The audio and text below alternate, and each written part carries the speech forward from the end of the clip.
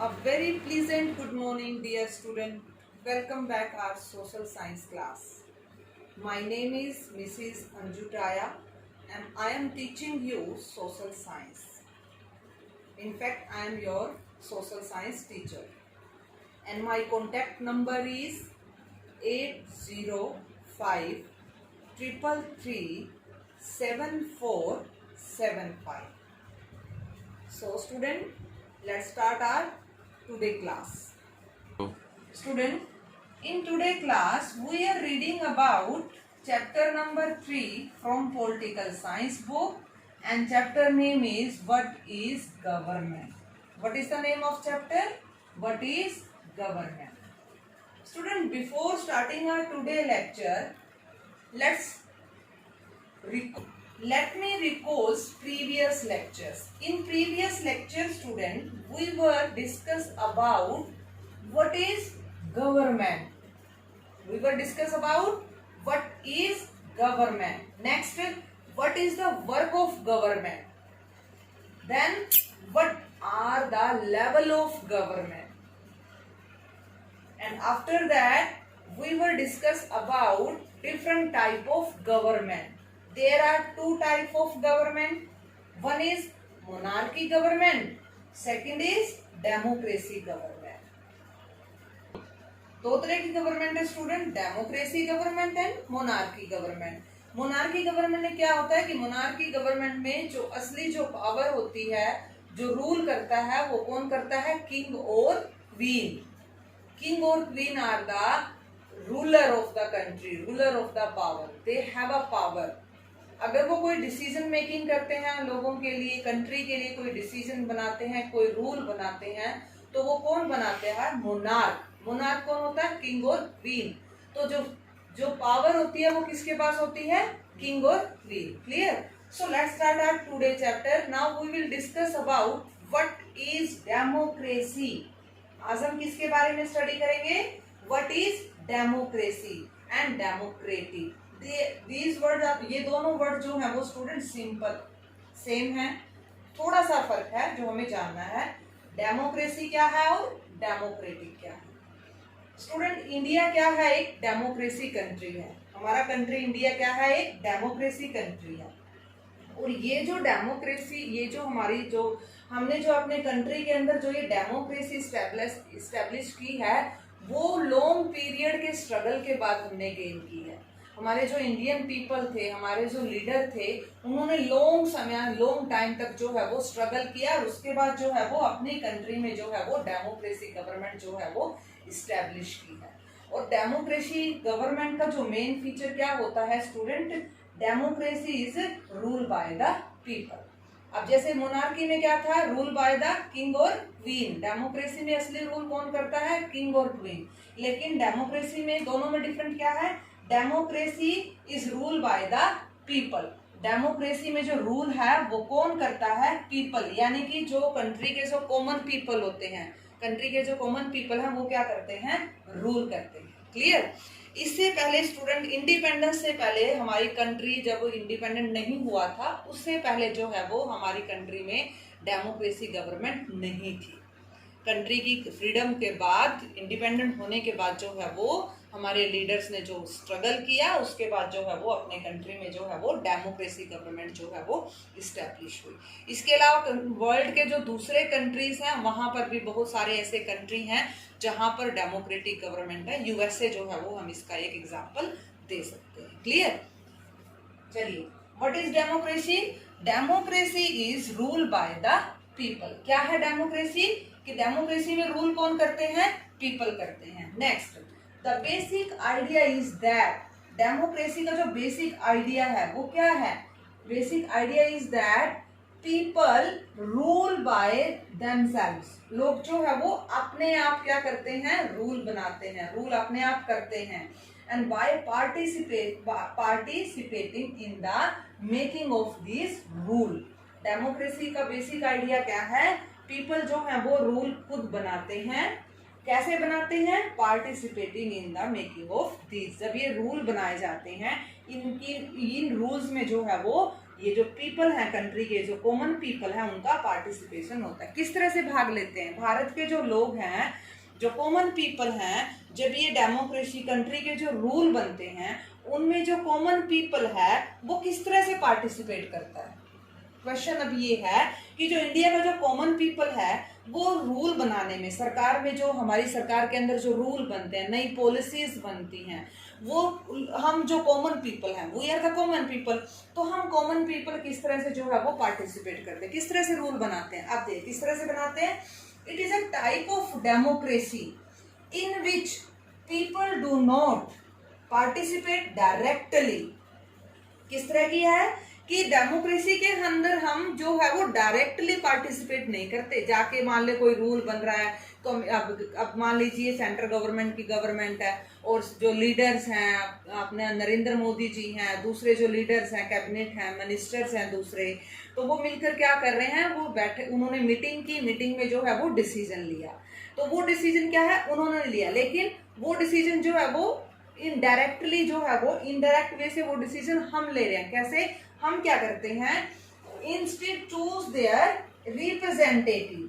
क्या करते हैं, हम अपना रिप्रेजेंटेटिव चूज करते हैं through an election power. Election power के जरिए हम क्या करते हैं, अपना रिप्रेजेंटेटिव चूज करते हैं। कैसे स्टूडेंट? अब देखिए अपनी कंट्री में जो है वो एवरी 5 ईयर जो है वो इलेक्शन होते हैं। हर 5 साल के बाद जो है वो हमारी कंट्री में जो है वो इलेक्शन होता है।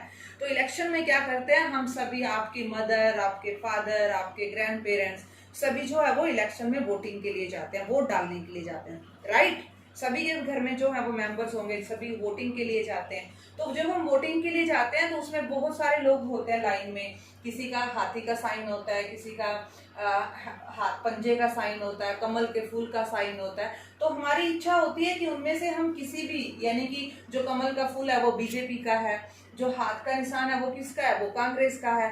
तो हम पीपल क्या करते हैं, जब हम वोटिंग करते हैं, जब हम वोट डालते हैं, तो हम अपनी इच्छा से जो है वो बीजेपी का लीडर चुनते हैं, अपनी इच्छा से हम कांग्रेस का लीडर चुनते हैं। क्लियर? तो एक तरह से क्या करते हैं, हम अपनी तरफ से अपना लीडर चूज करके जो है वो सरकार में भेजते हैं, उसे मंत्री बनाते हैं, एमएलए बनाते हैं। हम क्या करते हैं, हम लीडर चूज करके जो है वो एमएलए और एमपी बनाते हैं। तो वो एमएलए और एमपी, वो जो मिनिस्टर होते हैं, वो हमारी तरफ से काम करते हैं, यानी कि वो हमारे द्वारा रिप्रेजेंटेटिव होते हैं। हम उन्हें जो है वो क्या करते हैं, रिप्रेजेंटेटिव करते हैं। ये क्या है, डेमोक्रेटिक है। ये क्या करते हैं, हम रिप्रेजेंटेटिव करते हैं। कौन? अपना जो लीडर है हम खुद चुनते हैं, अपना लीडर हम खुद चुनते हैं। और वो लीडर जो है वो हमारे लिए गवर्नमेंट बनाता है और हमारे लिए ही वो डिसीजन लेता है। अगर वो हमारे लिए अच्छे से डिसीजन नहीं लेता तो हमारे पास पावर होती है, हम कॉमन पीपल के पास पावर होती है, हम उसे जो है वो उसकी पोस्ट से हटा भी सकते हैं। क्लियर? तो ये हमारे पास पावर है। डेमोक्रेसी के अंदर क्या पावर है, हम अपनी इच्छा से अपना लीडर चुनते हैं। वो लीडर क्या बनता है, मिनिस्टर बनता है। तो जितने भी वो रूल्स बनाता है, जितने भी पॉलिसीज बनाता है, हमारे लिए बनाता है। किसके लिए बनाता है, हम लोगों के लिए, हम इंडियन पीपल के लिए बनाता है। और वो अगर हमें लगता है कि वो जो उसने पॉलिसीज बनाई, अगर वो हमारे वेलफेयर के लिए, तो ठीक है, हम हैप्पी हैं। अगर वो पॉलिसीज हमारी वेलफेयर के लिए नहीं है तो हम क्या है, उस लीडर को जो है वो, उस गवर्नमेंट को जो है वो रिजेक्ट भी कर सकते हैं। Clear student? क्लियर हुआ? What is government? Democracy is rule, sorry, what is democracy? Democracy is a rule by the people. Clear? Second, the basic idea is that people rule by themselves. लोग अपने आप rule करते हैं by participating in the making of these rules. Third, it is a type of democracy. Democracy एक तरह इस तरह की है in which people do not participate directly, जिसमें लोग क्या करते हैं, डायरेक्टली पार्टिसिपेट नहीं करते, इनडायरेक्टली करते हैं, but instead choose their representative, अपना लीडर चुनते हैं through the election power. Election की जो पावर होती है, इलेक्शन में हमें जो वोटिंग का जो राइट मिला है, उस वोटिंग के राइट से क्या करते हैं, हम इनडायरेक्ट वे में, इनडायरेक्ट वे में अपना लीडर चुनते हैं। और वो लीडर क्या करता है, हमारे लिए काम करता है, हमारी वेलफेयर के लिए, कॉमन पीपल की वेलफेयर के लिए जो है वो वर्क करता है। टॉपिक है स्टूडेंट अपना वोटिंग राइट। कौन सा है, वोटिंग है, यानी कि वोट का जो राइट हमें मिला है उसके बारे में डिस्कस करते हैं। स्टूडेंट, जैसा कि आज हम देखते हैं कि सभी को जो है वो वोटिंग का राइट होता है, आपके फैमिली मेंबर में जो मदर पेरेंट्स हैं, ग्रैंड पेरेंट्स हैं, उनको जो है वो वोटिंग का राइट है। लेकिन स्टूडेंट इससे पहले हमारा जो हमेशा ऐसा नहीं होता था, हमारी कंट्री में जो है वो वोटिंग का राइट जो पुअर पीपल होते थे, जो वुमेन्स होती थी, जो अनएजुकेटेड पीपल होते थे, जिनके पास प्रॉपर्टी नहीं होती थी, उनको जो है वो वोटिंग का राइट नहीं था। क्लियर? जैसे कि आज जो है वो अमीर गरीब जिसके पास प्रॉपर्टी लेस वुमन सभी जो है वो क्या कर सकते हैं, वोटिंग कर सकते हैं। लेकिन अपना जो इससे जब हमें ये वोटिंग का राइट मिलने से पहले जो है वो हमारी कंट्री में ऐसा कोई रूल नहीं था। केवल उन्हीं लोगों को वोटिंग करने का राइट था जिनके पास ओन प्रॉपर्टी होती थी, जिनके पास अपनी प्रॉपर्टी होती थी और जो एजुकेटेड होते थे। केवल जिनके पास प्रॉपर्टी हो और एजुकेटेड लोग होते थे वही जो है वो वोटिंग कर सकते थे। वही लोग जो है वो गवर्नमेंट का जो डिसीजन मेकिंग होती थी उसमें जो है वो अपना परफॉर्मेंस दे सकते थे। क्लियर? लेकिन अब क्या हुआ, अब हमारी कंट्री में जो है वो कंट्री का हर एक सिटीजन जो 18 ईयर्स का हो चुका है, 18 ईयर्स है वो जो है वो वोटिंग कर सकता है। चाहे वो अमीर हो, चाहे वो गरीब हो, चाहे वो वुमन हो, चाहे वो मैन हो, चाहे वो एजुकेटेड हो, चाहे अनएजुकेटेड हो, हर एक सिटीजन को जो है वो वोटिंग का राइट है। क्लियर? तो इन देयर वोटिंग राइट के बारे में डिस्कस करते हैं। In their earliest form government allow only man who own property. हमारी जो अर्लीस्ट गवर्नमेंट की जो फॉर्म थी, हमारी पहली जो गवर्नमेंट थी उसकी क्या फॉर्म थी, क्या पॉलिसी थी? Government form allow only, government केवल उन लोगों को अलाउ करती थी, allow only man who have own property, जिनके पास क्या होती थी, खुद की प्रॉपर्टी होती थी, एंड वर एजुकेटेड, जो क्या होते थे, एजुकेटेड होते थे। केवल ऑन प्रॉपर्टी और एजुकेटेड, ये जिन लोगों के पास प्रॉपर्टी होती थी और जो एजुकेटेड होते थे वही उन्हीं को क्या मिला था, वोटिंग का राइट मिला हुआ। क्लियर? तो अपनी गवर्नमेंट की जो पहली फॉर्म, अर्लीस्ट का मीनिंग क्या होता है, पहले की जो फॉर्म थी हमारी गवर्नमेंट, जो पहले की गवर्नमेंट थी हमारी, उसमें क्या था, गवर्नमेंट अलो ओनली मैन, केवल मैन को राइट था किसका, वोटिंग का। कौन मैन थे वो, हु ओन प्रॉपर्टी, जिनकी खुद की प्रॉपर्टी होती थी, जिनके पास खुद की जायदाद हुआ करती थी, एंड वर एजुकेटेड, और वो एजुकेटेड भी हुआ करते थे, वही केवल वोटिंग का राइट रखते थे। वही लोग जो है वो वोटिंग करते थे, वही लोग जो है वो गवर्नमेंट जो पॉलिसीज बनाती थी, गवर्नमेंट जो रूल रेगुलेशन तय करती थी, उनमें जो पार्टिसिपेट कौन करते थे, यही लोग जो है वो पार्टिसिपेट करते थे। Clear student? कौन करते थे पार्टिसिपेट, ऑन प्रॉपर्टी मैन और educated. Universal adult franchise, a government can not call itself democratic. एक गवर्नमेंट जो है वो अपने आप को डेमोक्रेटिक नहीं कह सकती, नहीं बुला सकती। कब तक? Unless it allows what is known as universal adult franchise. जब तक हर एक कंट्री के हर एक सिटीजन को यूनिवर्सल अडल्ट फ्रेंचाइज का राइट नहीं मिलेगा, तब तक जो है वो हम एक कंट्री जो है वो, एक सरकार जो है वो, एक गवर्नमेंट जो है वो अपने आप को डेमोक्रेटिक नहीं कह सकती। एक गवर्नमेंट जो है वो अपने आप में डेमोक्रेसी गवर्नमेंट नहीं हो सकती जब तक वो अपने कंट्री के अंदर जो है वो यूनिवर्सल अडल्ट फ्रेंचाइज जो है वो इम्प्लीमेंट नहीं करती। यूनिवर्सल अडल्ट फ्रेंचाइज, ये क्या है, यूनिवर्सल अडल्ट फ्रेंचाइज। जब तक कंट्री के अंदर यूनिवर्सल अडल्ट फ्रेंचाइज इम्प्लीमेंट नहीं होगा, तब तक जो है वो कोई भी गवर्नमेंट जो है वो डेमोक्रेटिक गवर्नमेंट नहीं हो सकती। अब नेक्स्ट क्वेश्चन क्या है, क्वेश्चन क्या है, what is universal adult franchise. Universal adult franchise क्या है?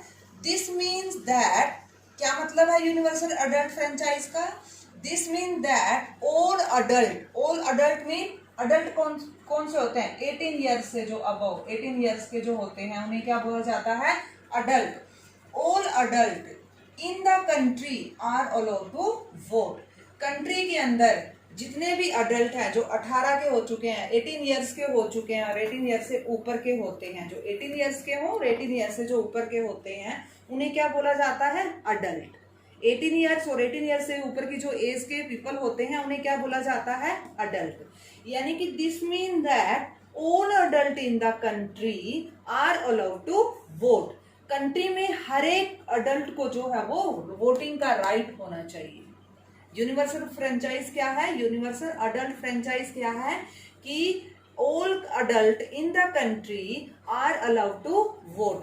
कंट्री के हर एक अडल्ट को जो है वो वोटिंग का राइट होना चाहिए, चाहे वो अडल्ट पुअर हो, चाहे वो अडल्ट रिच हो, मेन हो, वुमन हो, एजुकेटेड हो, अनएजुकेटेड हो, किसी भी कास्ट से बिलोंग करता हो, अमीर हो, गरीब हो, मैन हो, वुमन हो, चाहे अनपढ़ हो, पढ़ा लिखा हो, एजुकेटेड हो, अनएजुकेटेड हो, जो भी पर्सन कंट्री का पर्सन 18 साल से ऊपर का, चाहे पढ़ा लिखा हो, ना पढ़ा लिखा हो, एजुकेटेड हो, अनएजुकेटेड हो, मैन हो, वुमन हो, अमीर हो, गरीब हो, इससे कोई फर्क नहीं पड़ता, लेकिन वो कितने साल का होना चाहिए? 18 साल से ऊपर का होना चाहिए, 18 साल का होना चाहिए। तो वो क्या होती है? अडल्ट, यूनिवर्सल अडल्ट फ्रेंचाइज होती है। यानी कि ये क्या है? हमें अडल्ट, कोई भी अडल्ट जो कंट्री का जो अडल्ट है, अडल्ट सिटीजन है कंट्री का, उसे क्या राइट है? वोटिंग का राइट है, चाहे वो अमीर हो, गरीब हो, मेल हो, फीमेल हो, एजुकेटेड हो, अनएजुकेटेड हो, every adult. This mean that universal adult franchise क्या है? This means that all adult in the country are allowed to vote. Clear? 18 साल का, 18 ईयर्स और 18 ईयर्स से ऊपर का जो भी पर्सन है, किसी भी कास्ट से बिलोंग करता हो, किसी रिलीजन से बिलोंग करता हो, कोई भी उसकी फाइनेंशियल बैकग्राउंड कैसा भी हो, अमीर हो, गरीब हो, एजुकेटेड हो, अनएजुकेटेड हो, मेल हो, फीमेल हो, कोई भी कलर हो, कोई फर्क नहीं पड़ता, सिर्फ क्या होना चाहिए? 18 ईयर्स और इससे ऊपर का होना चाहिए, उसे जो है वो वोटिंग का राइट है। अडल्ट है कंट्री में वो, तो अडल्ट को जो है वो वोटिंग का राइट है। इसे क्या बोलते हैं? Universal adult franchise.